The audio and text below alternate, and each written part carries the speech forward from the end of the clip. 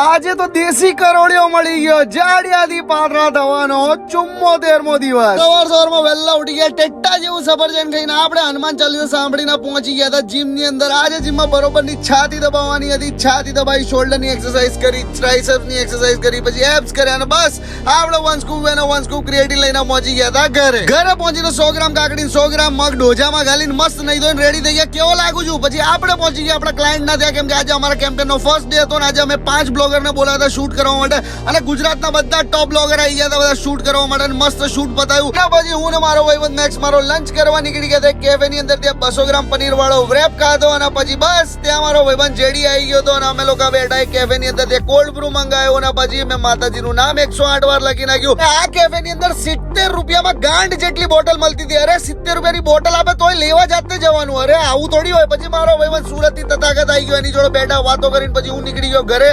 ઘરે પહોંચીને one scoop બે લીધી ને પછી હું પહોંચી ગયો એક ઇવેન્ટ ની અંદર. અમારા દોસ્તારો હું કે કરણ, શેતાન, સ્નેપિકાલ, ધનજી બધા જ આયા હતા. બહુ જ બધી મજા કરી. એમને બહુ જ જોરદાર પરફોર્મન્સ કર્યું. ભાઈ ગુજરાતી હિપહોપ ને સપોર્ટ કરો. પછી ત્યાં મારી ફેન મીટઅપ ચાલુ થઈ ગઈ. બહુ જ બધા ફેન્સ જોડે ફોટા પડાયા, બહુ બધું નાચે. ત્યાં મને મળી ગયો દેશી કરોડિયો. જે લોકો દેશી હશે ને આને નહીં સમજી શકે, પણ અમે લોકો એને સમજીએ છીએ કેમ કે બહુ ટોપ કામ કર્યું. કીપ ગોઈંગ ભાઈ. અને બસ પછી આપણે આપણો ડિનર લઈ લીધો અને ડોજુ ભરીને દિવસ બતાવ્યો. તમે ફોલો કરો લ્યા.